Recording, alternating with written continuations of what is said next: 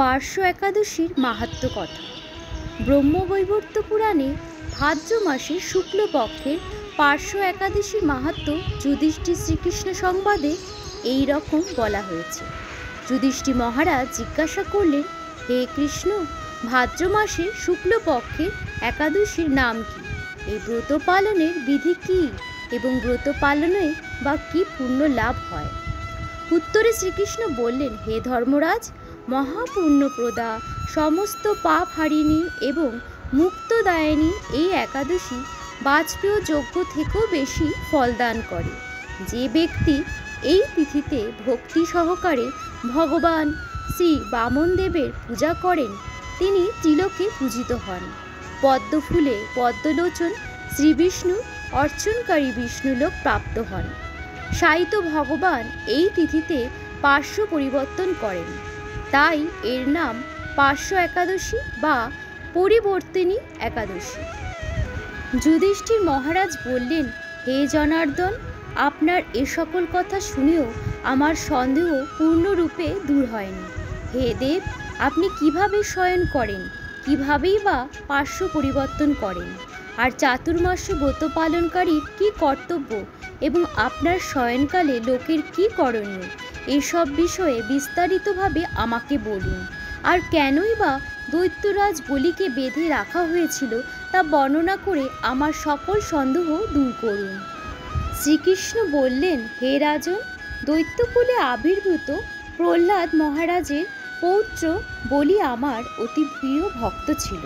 সে আমার সন্তুষ্টি বিধানের জন্য গোব্রাহ্মণ পূজা ও যজ্ঞাদিব্রত সম্পাদন করত, কিন্তু ইন্দ্রের প্রতি বিদ্বেষবশত সকল দেবলোক সে জয় করে নেয়। তখন দেবতাগণ সহ ইন্দ্র আমার শরণাপন্ন হয়েছিল। তাদের প্রার্থনায় আমি ব্রাহ্মণ বালক বেশে বামন রূপে বলি মহারাজের যজ্ঞস্থলে উপস্থিত হলাম। তার কাছে আমি ত্রিপাদ ভূমি মাত্র প্রার্থনা করেছিলাম। সেই তুচ্ছ বস্তু থেকে আরও শ্রেষ্ঠ কিছু সে আমাকে দিতে চাইলেও আমি কেবল ত্রিপাদ ভূমি গ্রহণেই স্থির থাকলাম। দৈত্যগুরু শুক্রাচার্য আমাকে ভগবান রূপে জানতে পেরে বলি মহারাজকে ওই দান দিতে নিষেধ করল, কিন্তু সত্যাশ্রয়ে বলি গুরুর নির্দেশ অমান্য করে আমাকে দান দিতে সংকল্প করল। তখন আমি এক পদে নিচের সপ্তলোক, আর এক পদে ওপরের সপ্তভুবন অধিকার করে নিলাম। পুনরায় তৃতীয় পদে স্থান চাইলে সে তার মাথা পেতে দিল। আমি তার মস্তকে তৃতীয় পদ স্থাপন করলাম। তার আচরণে সন্তুষ্ট হয়ে আমি সর্বদা তার কাছে বাস করার প্রতিশ্রুতি দিলাম। ভাদ্র শুক্লপক্ষে একাদশীতে ভগবান শ্রী বামনদেবের এক মূর্তি বলি মহারাজের আশ্রমে স্থাপিত হয়। দ্বিতীয় মূর্তি ক্ষীরসাগরের অনন্তদেবের কোলে শয়ন একাদশী থেকে উত্থান একাদশী পর্যন্ত 4 মাস শয়ন অবস্থায় থাকেন। এই 4 মাস যে ব্যক্তি নির্দিষ্ট নিয়ম, ব্রত বা জপ তপ ব্যতীত দিন যাপন করে, সেই মহামূর্খ জীবিত থাকলেও তাকে মৃত বলে জানতে হবে।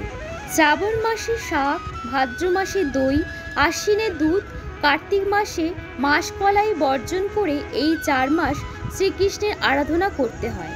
প্রতিটি একাদশী ব্রত যথাযথ পালন করতে হয়।